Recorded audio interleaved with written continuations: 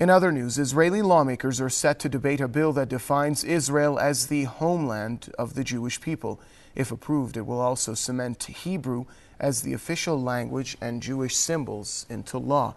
The bill has sparked massive debate in the Knesset. Leftist and Palestinian members of the chamber have dismissed the document as racist.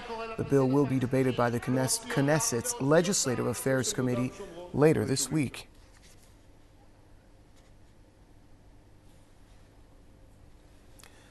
For more on this story, we're joined by co-president of the Palestinian and Jewish Unity, Mr. Bruce Katz, who's on the line with us from Montreal. Sir, welcome to the program. First of all, let's have a look at the reasons for Israel insisting on the Jewish character of Israel. Does it have something to do with domestic politics of Israel? I think that when you look at it, what you have to look at is basically a mythical justification for a European colonizing movement. Let me very quickly dismantle the myth on which the idea of genealogical European Jews who have genetic roots in ancient Hebrew society.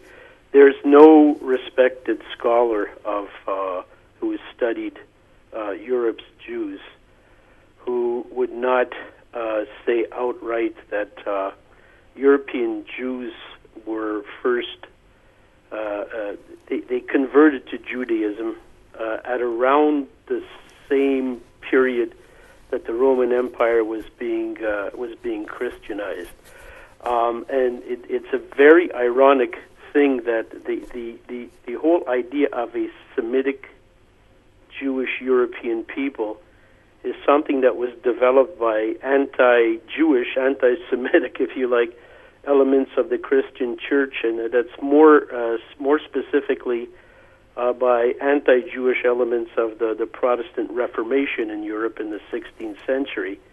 And these elements, anti-Jewish elements, insisted that European Jews were blood descendants of the ancient Hebrews, but essentially they made that statement because they wanted to show that racially Jews could not be part of European society. And this whole anti-Semitic theme of the racial Jew with blood ties to Palestine is something that is developed and becomes a recurrent theme of European Christian society. And essentially, the ultimate spokesman of anti-Semitism in Europe, the very ultimate spokesman, Adolf Hitler, makes a speech in 1920 in which he says that European Jews are a distinct race, that German Jews are a distinct race, that they have no blood ties to German soil, that German soil is based on the idea of the Aryan nation, and therefore Jews have no place in Germany and should be expelled, transferred out of Germany. Now, the irony is that when you look at that political discourse on the part of Hitler, you essentially have the very same discourse that's put forward by Benjamin Netanyahu. And essentially what this discourse is the following. Jews represent a separate race. They have blood ties. They have genealogical, genetic ties to ancient Hebrew society. Therefore, Judea and Samaria are their land, which means essentially the entire land of Palestine. Now, since this soil is connected to the blood, or the genealogical tie, it follows that, as in the case of the German Aryan nation, which has soil on which soil only the Aryan nation has a right to live, on this particular soil only the Jewish race has the right to live on it, and therefore Arabs must be being non-Jewish in the same way that Jews were non-Aryans, must be expelled from the land.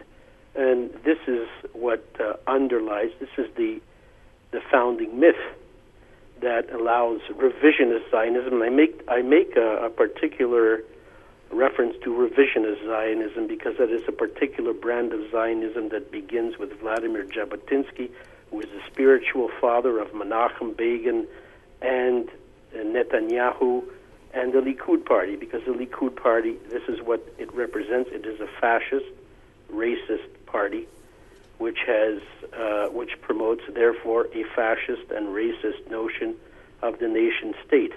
There's no denying the fact that conceptually, revisionist Zionism and National Socialism are on the very, very same conceptual level. I would like to add one more little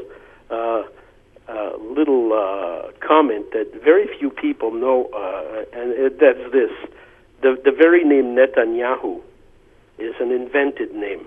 Okay, Benjamin Netanyahu was not born Benjamin Netanyahu, if you so please, because Netanyahu's father was Ben Zion Milikowski, and he was the son of Polish Jews who had converted to Zionism.